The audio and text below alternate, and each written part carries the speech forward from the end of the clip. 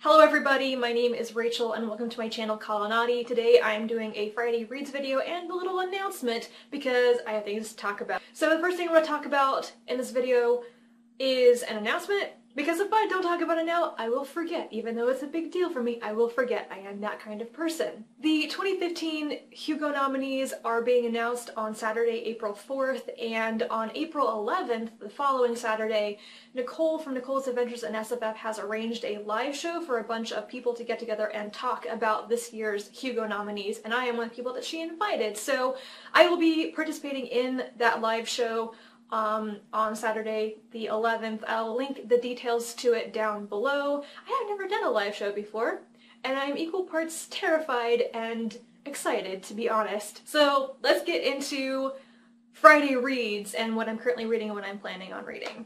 I am currently reading Luck in the Shadows by Lynn Flewelling. I'm a little bit more than halfway through it. Chris and Victoria are probably chortling with glee that I have finally been taken to the dark side with the Night Runners. I've joined your camp, guys. I will have more thoughts on this in my weekly wrap-up because I intend on finishing it by Sunday. I am also currently reading Ian M. Banks' The Player of Games. Don't cover up the title with your fingers, Rachel. This is the second book in the Culture series. A long time ago in the world of BookTube, Catherine from the Andros Conundrum did an overview of the Culture series, and she recommended starting with books 2 and 3 and then going back and reading book 1. I'm following that reading order. So this is book 2. If this book is at all indicative of what the other Culture books are like, I may end up really enjoying this series. Now, March is coming to a close pretty soon. March is the month in which I banned myself from the library in order to read more of my unread books that I own. And I have been relatively successful with that. I ended up rereading more books from my rereading project than I did of reading books that I had never read.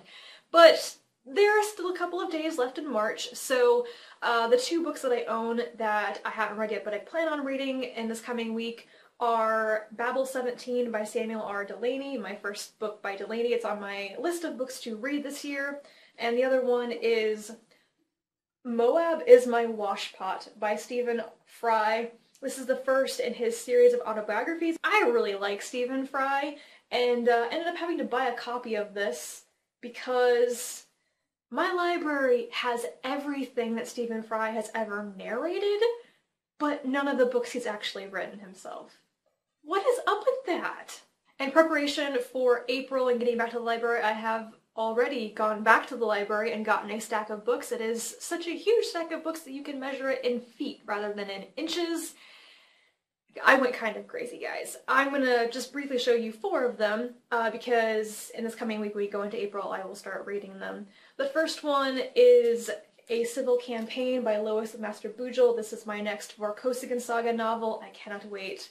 I have this dream that I might actually finish the Vorkosigan Saga in April. That probably won't happen. It'll probably happen in May. I also got The Human Division by John Scalzi. Once I have read this, I will be caught up on the Old Man's War series and ready for The End of All Things, which, judging by the title, might actually be the last Old Man's War book, but I don't know. People love that series so much. Scalzi might keep writing them. I'm really interested in starting this book just because of what I've heard about it.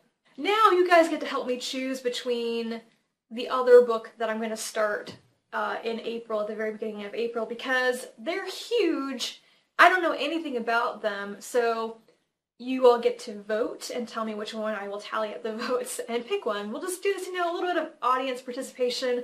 I have Anathem by Neil Stevenson, and I have, oh, what? Hair problems. Darn it. Wow, he looks kind of awesome on the back cover. Oh, and I have Cryptonomicon. These are really heavy. Okay, this is ridiculous. I don't know anything about Anathem, and I don't know anything about Cryptonomicon. I just know that both of these books have been recommended to me multiple times by multiple people, and you guys tell me which one you think I should start first. I do plan on reading them both in April, even though they're like... How long are these books? Wow, that's like 2,000 pages of reading. I can do that, right? I hope you all are having a fantastic Friday. I hope you all are gonna have a great weekend. I get to go to an independent bookstore on Saturday tomorrow, which I don't think I've been to an indie bookstore in many, many years. I've been to a lot of secondhand chain stores. I've been to Barnes & Noble. I haven't been to an independent bookstore in ages, so I'm really looking forward to this, and I have a shopping list. It's probably gonna make my weekend. That's it for me. I'm gonna shut up and go away now. I will talk to you guys again in my next video. Bye. I keep cracking up on camera for absolutely no reason whatsoever. I usually don't have this problem. Ah!